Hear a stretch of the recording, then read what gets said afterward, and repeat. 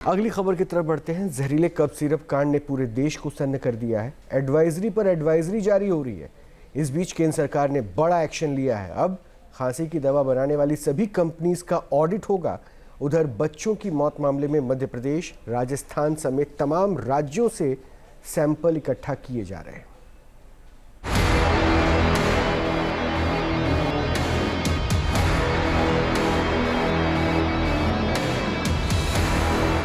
उन्होंने बोली कि बच्चे की दोनों किडनी डैमेज हो चुकी है, कुछ भी काम नहीं कर रही है। सर न्याय चाहिए, हमारा जो चिराग गया वो चिराग वापस आ जाना चाहिए। जहाँ से मिलेगा वहाँ से पकड़ के लाएंगे, उसके खिलाफ कठोर कार्रवाई करेंगे। देश को झकझोर देने वाले कफ सिरप कांड में जांच जैसे जैसे आगे बढ़ रही है, चौंकाने वाले खुलासे हो रहे हैं। साथ ही साथ सवालों की लिस्ट भी लंबी होती जा रही है कि आखिर कोल्ड ड्रिंक के मोस्ट वांटेड मालिक की गिरफ्तारी के बाद किसका नंबर आएगा। 24 बच्चों को दर्दनाक मौत देने वाली कोल्ड ड्रिंक का मोस्ट वांटेड मालिक गोविंदन रंगनाथन पर शिकंजा कस गया। वो जहरीले कफ सिरप कांड के बाद से फरार चल रहा था। उन पर 20,000 के इनाम का ऐलान किया गया। मध्य प्रदेश की एसआईटी ने चेन्नई में दबिश देकर रंगनाथन पर शिकंजा कसा।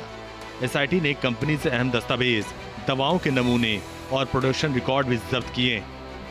रंगनाथन के चेन्नई बेंगलुरु हाईवे पर बने घर को भी सील कर दिया गया।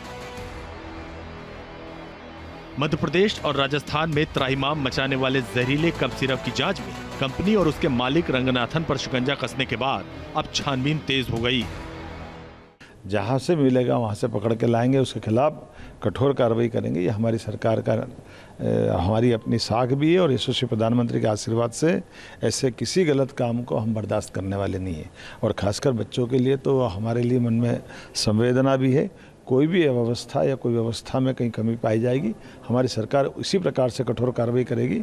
मैं एसआईटी के गठन के समय भी मैंने बोला था और आज मैं पुनः इस बात को दोहरा रहा हूँ कि दोषी कोई भी हो, हम उसको छोड़ने वाले नहीं। सरकार का कहना है कि मेडिकल रिपोर्ट के आधार पर यह पता चला कि ट्रीटमेंट के दौरान दी गई दवाओं की गलती है। जो मैन्युफैक्चरिंग मिस्टेक, कोल्ड ड्रिंक की दवा जो कंपनी बनाती थी वो तमिलनाडु के कांचीपुरम में श्री सन फार्मा कंपनी पर ताला जड़ा जा चुका है। खुद तमिलनाडु में भी ये दवा बैन हो चुकी है। मीडिया रिपोर्ट्स के मुताबिक 1990 में श्री सन फार्मास्यूटिकल्स नाम की एक प्राइवेट लिमिटेड कंपनी बनाई गई, लेकिन इसे रजिस्ट्रार से हटा दिया गया। दरअसल ये कार्रवाई इसलिए हुई क्योंकि कंपनी ने नियमित रूप से अनुपालन दस्तावेज दाखिल नहीं किए।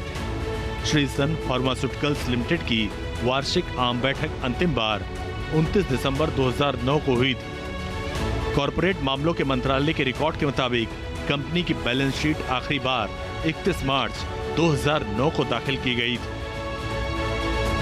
जहरीला कफ सिरप बनाने वाली कंपनी का मालिक भले ही पुलिस के हत्थे चढ़ गया, लेकिन अभी भी कई अनसुलझे सवाल पीड़ित परिवार के दिल और दिमाग में दौड़ रहे हैं। प्रकाश यदुवंशी के परिवार का इकलौता चिराग दिव्यांश को भी खूनी सिरप निगल गया, जिसके बाद इनके परिवार पर दुखों का पहाड़ टूट पड़ा। तुरंत वही गाड़ी की और नागपुर के हॉस्पिटल में 24 अगस्त को लेके गए कलर्स हॉस्पिटल। वहाँ पे फिर बच्चे को भर्ती करे। वहाँ सर डॉक्टरों ने देखा, बच्चे की सोनोग्राफी की, ब्लड टेस्ट किए, किडनी स्पेशल डॉक्टर आए। उन्होंने देखा कि उन्होंने बोले कि बच्चे की दोनों किडनी डैमेज हो चुकी है, कुछ भी काम नहीं कर रही है, तो इसको डायलिसिस करना पड़ेगा बोले। तो डायलिसिस किया? हाँ, बच्चे की रोज डायलिसिस हो रही। 7 डायलिसिस हुई सर 7 दिनों तक बच्चे की। फर्स्ट दिन 1 घंटे की हुई, सेकेंड दिन 1.5 घंटे की, थर्ड दिन 2 घंटे की, ऐसे ऐसे करके 3 घंटे तक उसकी डायलिसिस हो रही थी सर। कफ सिरप पीने के बाद किडनी फेल होने से जान गंवाने वाले बच्चों की संख्या बढ़कर 24 हो गई। बुधवार रात छिंदवाड़ा में 3 साल के मैंग सूर्यवंशी ने इलाज के दौरान दम तोड़ दिया। वो 25 सितंबर से नागपुर मेडिकल कॉलेज में भर्ती था। Team news nation. जहां भक्ति है हर शब्द में, कथाओं में छुपे हैं दिव्य रहस्य और ज्योतिष देता है जीवन को दिशा। धर्म से जुड़ी हर बातों को जानने के लिए हमारे चैनल स्तुति को सब्सक्राइब करें। चैनल पर जाने के लिए इस लिंक पर क्लिक करें।